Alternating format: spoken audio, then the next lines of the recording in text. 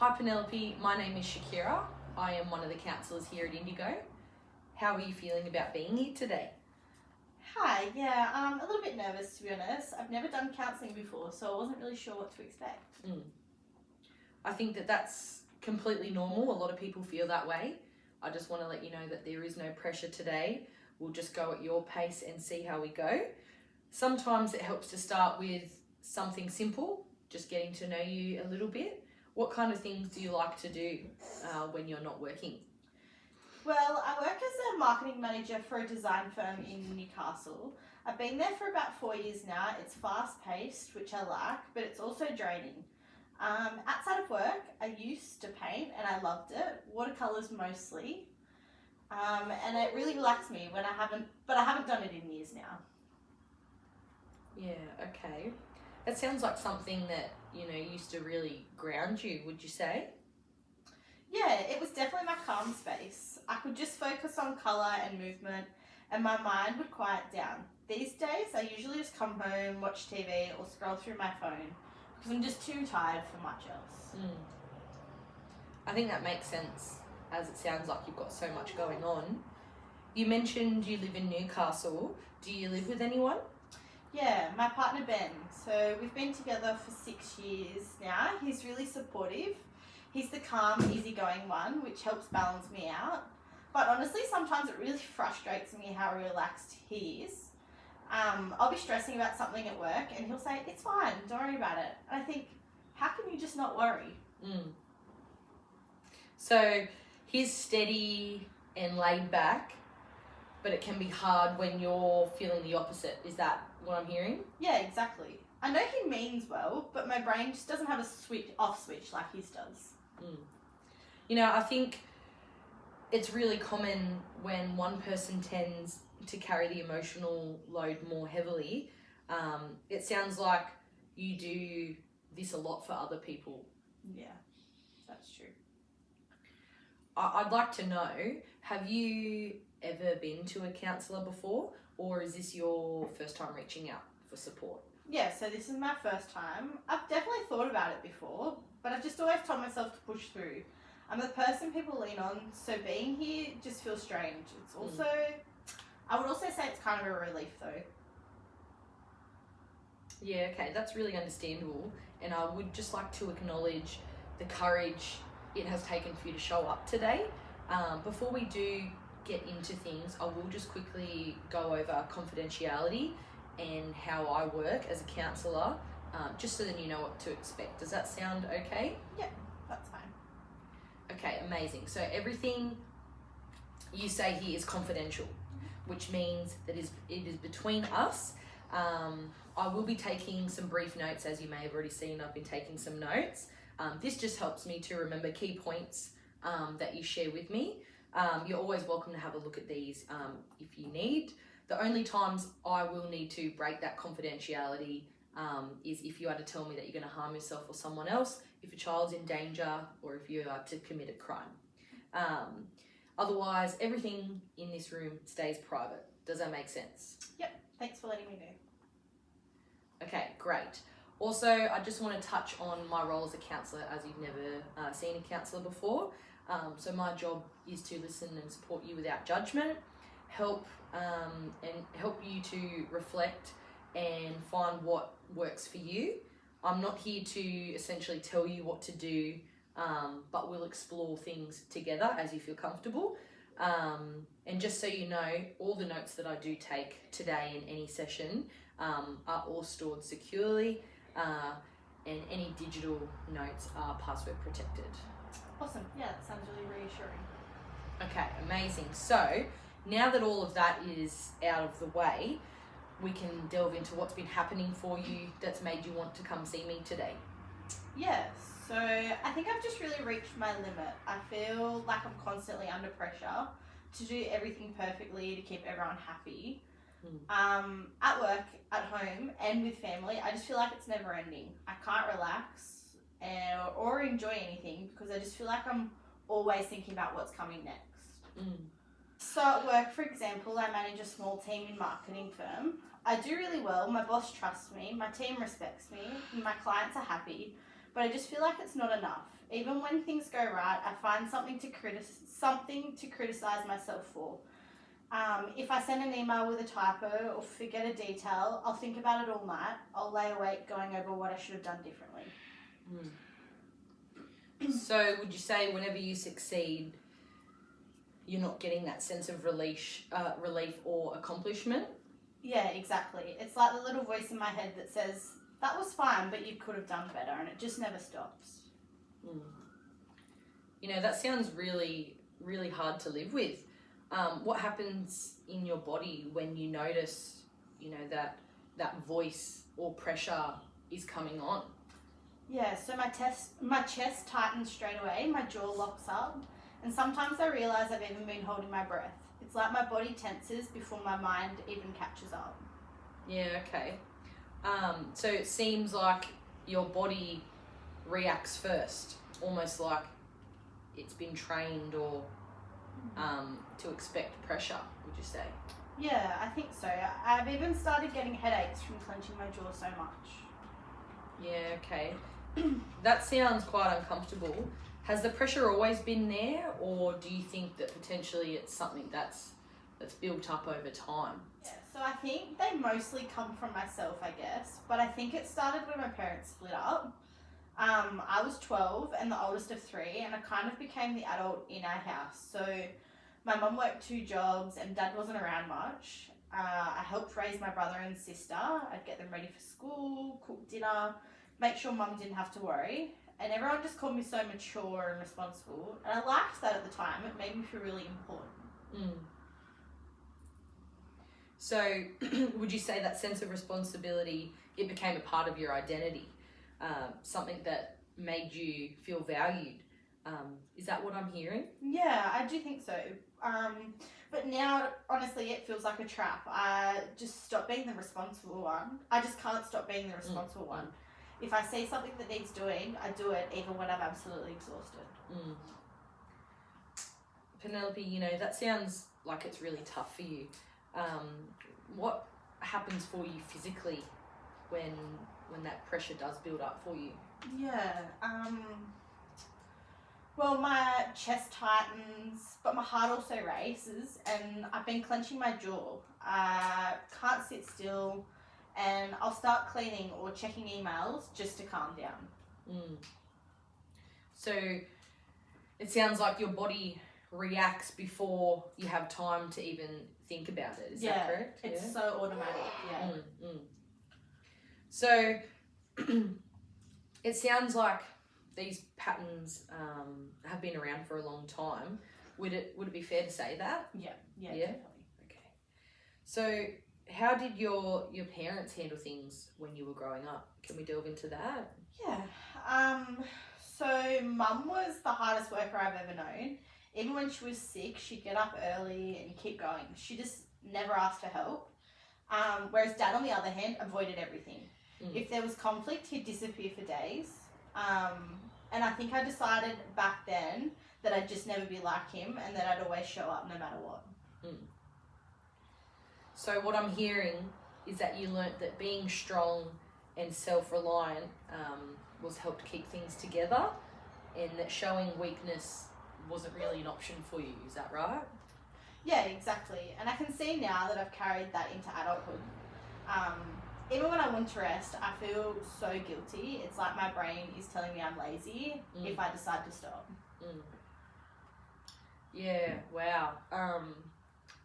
If we imagined that voice, you know, the pressure I'm talking about, that tells you to keep pushing, as something separate to you, how would you describe it? Good question. It's kind of like a bossy voice in my head.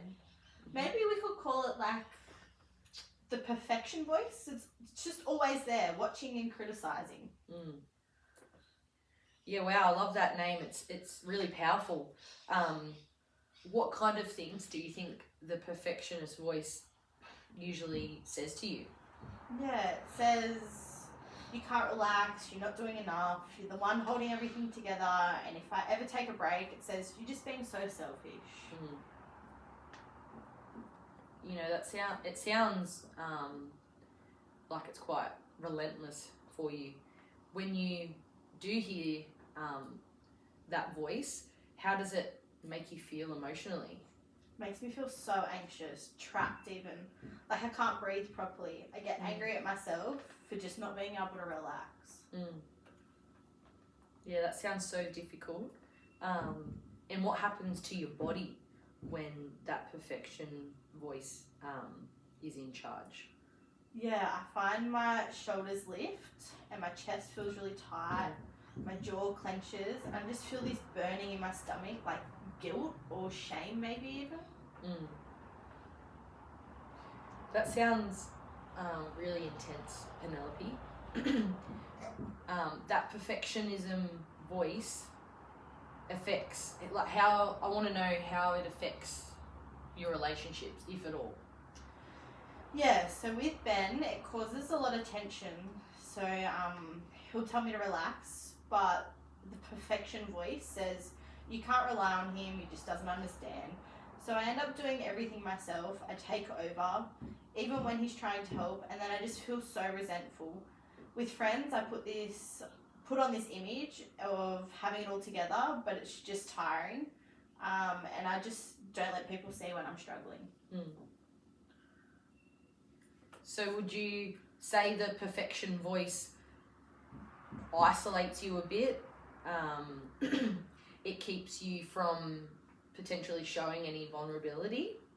Yeah, exactly. It makes me feel like I always have to be the strong one. Even when I'm tired or sad, I just smile and tell people I'm fine. And how would you say that impacts how you see yourself? Definitely makes me feel like I'm two different people. The one everyone sees and then the one who's quietly falling apart inside. I think that sounds really painful, Penelope, and I can see the emotions as you tell me that. It sounds like the perfection voice, sorry. It gives you a sense of control, but at the same time, it does cost you rest and connection. Would that be fair to say? Yeah, that's exactly it. It's like I need it and I also hate it at the same time. I just would like to explore where, if you have any moments where the perfection voice is quieter, even if it is just for a little bit. Yeah, when I'm with my niece and nephew, Lily and Jack, so they're 5 and 8, and they're just happy little people. But when I'm with them, I just feel quite free. Tell me a bit more about that. What do you usually get up to together? We do all sorts of things. We bake cupcakes, build Lego castles, go to the park. Just last weekend we went to the beach and they were covered in sand and chocolate ice cream. And normally that kind of mess would stress me out, but I just laughed. They were so happy. That sounds lovely. I can really see your face light up when you do share stories like that. What kind of thoughts go through your mind when you're in those moments? I think things like, this is what really matters, and they don't care if things are perfect, they just care that I'm here. I feel peaceful, like nothing else matters. It's like time almost slows down. That's really beautiful. So when you're with Lily and Jack, your thoughts shift from self-criticism to connection, and your body relaxes too. Would you say that's how you feel?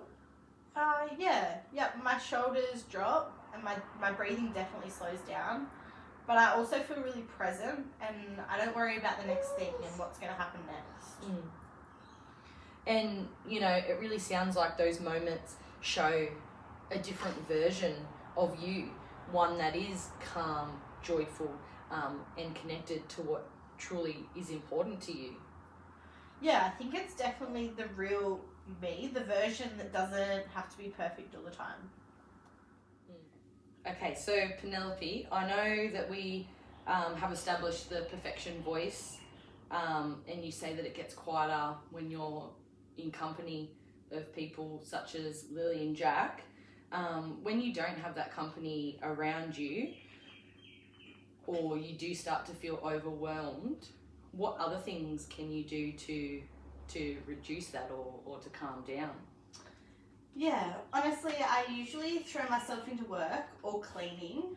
I can't sit still when I'm stressed. But if the house is spotless or I've cleaned my inbox, it gives me this short burst of control. It's like, okay, everything looks okay on the outside, so maybe I'm okay on the inside, but it never lasts. The second I stop, my mind just continues racing again. Yeah, okay. So what I'm hearing is that staying busy, it gives you, say, a temporary relief, but it doesn't really solve, that anxiety that you're feeling inside. Is that correct? Yeah, exactly. It's almost like a distraction. I'll tell myself, if I just get one more thing done, I'll feel better. But I don't, it just resets. I've noticed that even on the weekends when I don't have to do anything, I'll make lists of things to clean or organise. And I feel guilty if I'm not being productive. Sometimes I'll scroll on my phone or binge a show on Netflix just to switch off, but I don't actually relax. I'll be watching something light, but my jaw is always tight and I'm thinking about Monday's deadlines, or if I've even replied to the email properly. It's like my brain doesn't know how to reset. So it sounds like potentially, you're saying that your body is resting, but your mind, it's still overworking. It's still on duty. Would you say that? Yeah, that's a good way to put it. My body's sitting down, but internally, it's like the engine's still running. Even at night, when I'm laying in bed, I'll feel exhausted, but still completely wired. My mind just keeps replaying the day, analysing everything I said or did. Sometimes I even dream about work.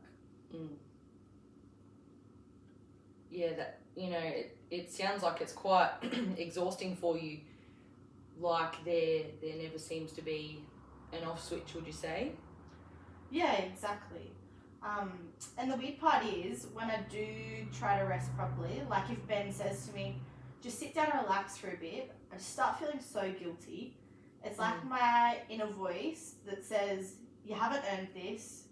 And I'll even make up excuses to get up, like folding the laundry that could easily wait, but it just feels so automatic. So what I'm hearing is that rest seems a bit unsafe or feels a bit unsafe for you. It seems to be bringing up a lot of discomfort or guilt if you are to relax. Yeah, it does. It's like I stop moving, all the thoughts catch up.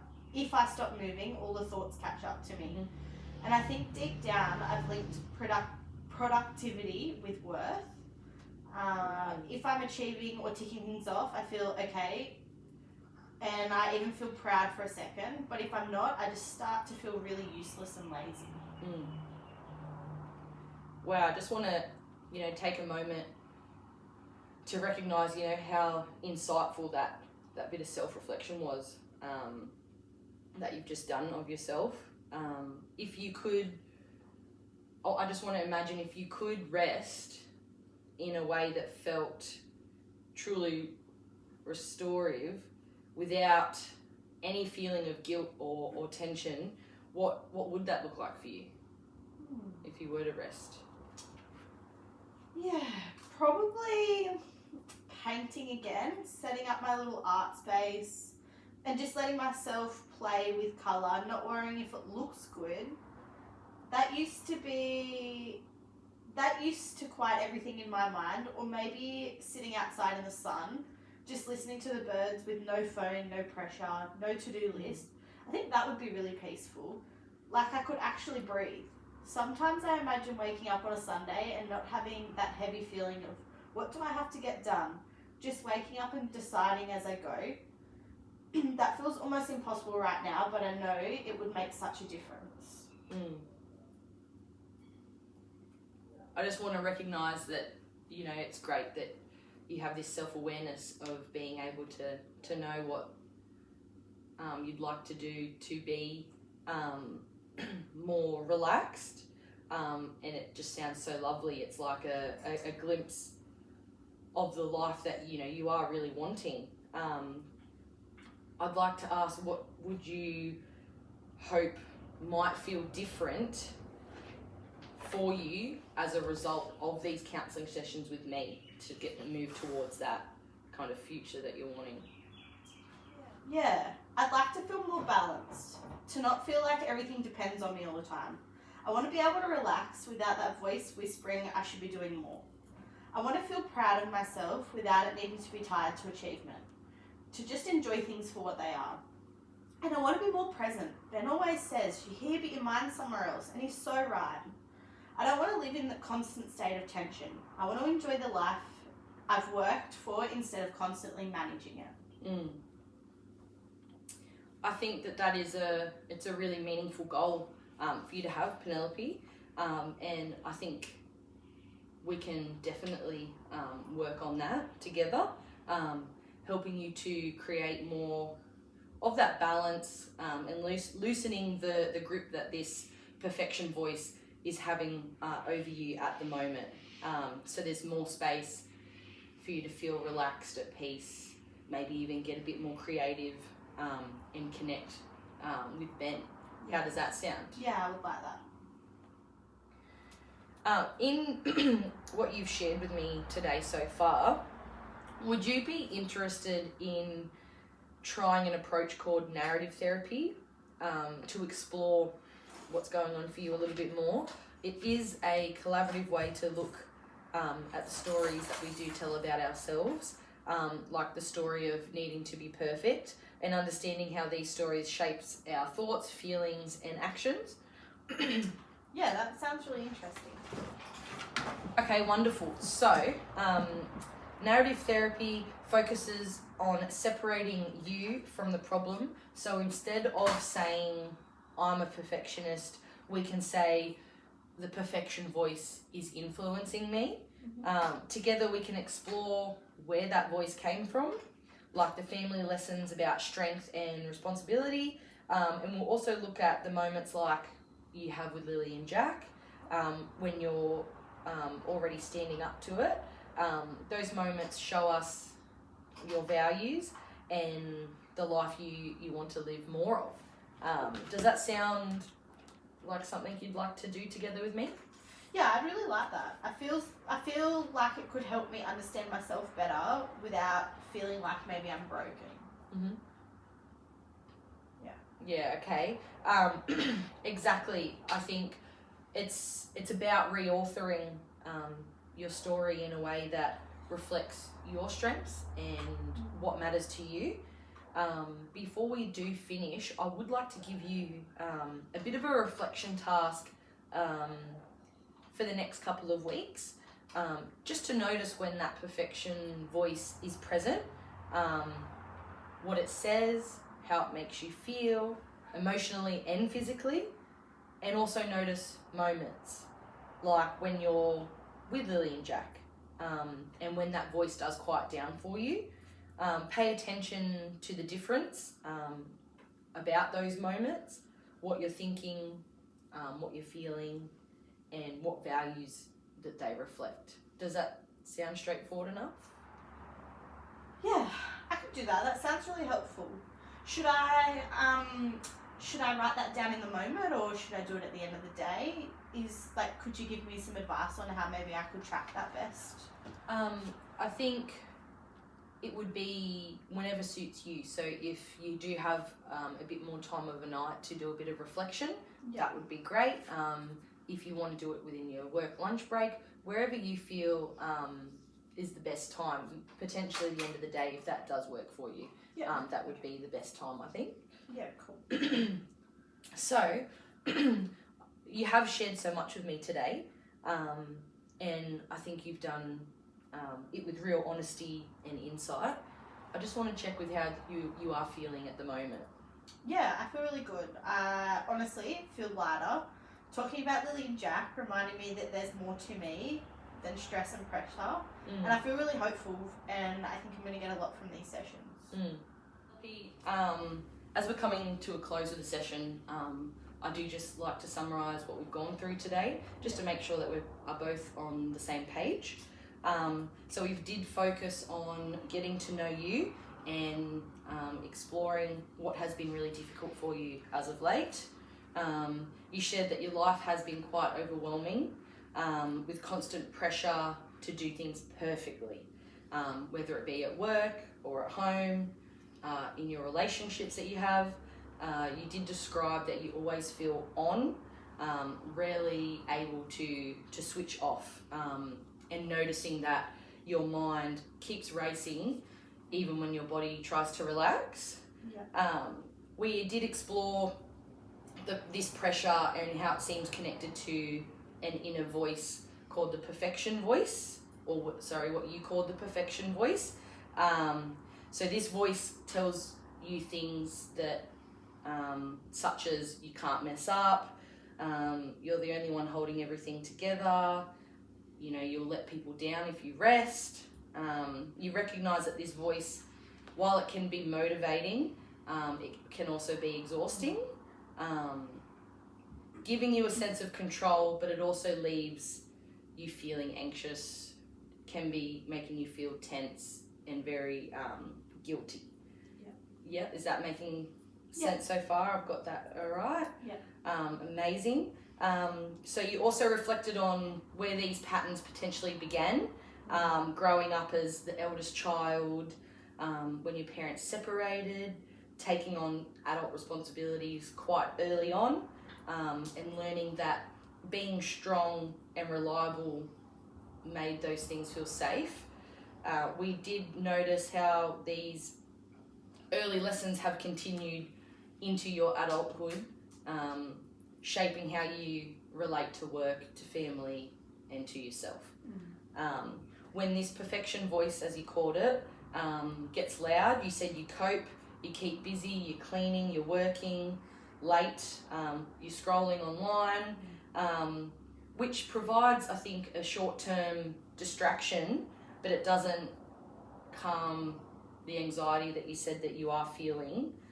You also recognise that rest feels quite uncomfortable, as if relaxing seems lazy, even though it's something that your body needs.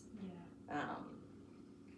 And I think one of the most important things you identified within today's session was when that perfection voice actually quiets down, particularly when you're spending time with your niece and nephew.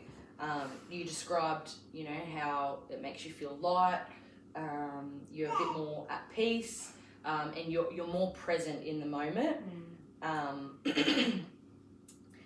You also said that you're able to laugh with them and enjoy the moments, you know, without worrying about being perfect, and that those moments help you reconnect with a calmer, more authentic version of yourself. Would you say that's about right? Yeah. Okay, perfect.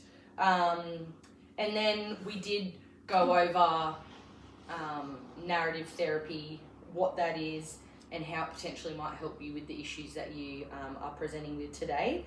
We talked about exploring that perfection voice, how it's built over time, and how to see it as something more separate from you than just your identity. And you agreed that this approach is something that you're willing to give a go.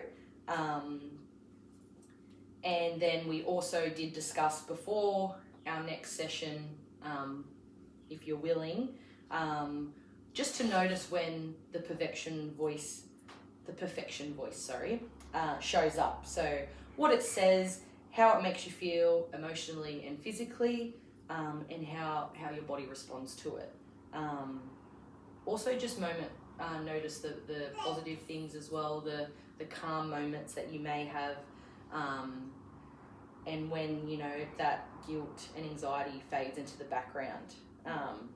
And then overall, we did come up with a bit of a counselling goal, to just create more balance. You said that you're wanting to lessen that grip that guilt has around you, in regards to rest and feeling free to enjoy, you know, those relationships that you're after, and you know, a more creative sense of self. So have I kind of wrapped up the summary, like a summary of the session? Yeah. Okay. Yeah. It's really important that I am on the same page as you, so then we can really work together to this ideal place that you're wanting to get to. Yeah. And I also just want to check, as we're finally finalising the session, how are you feeling at the moment? Yeah, I'm feeling good. I'm feeling really optimistic for where we're heading in the direction for these sessions. So I'm looking forward to what will come next. Okay, that's amazing to hear. And you're happy to continue your sessions with me personally? Yeah. Yeah? Yeah, Okay. definitely. Just wanted to make sure that, we had a solid relationship foundation and you feel as comfortable as possible. Yeah, no, definitely do. Amazing.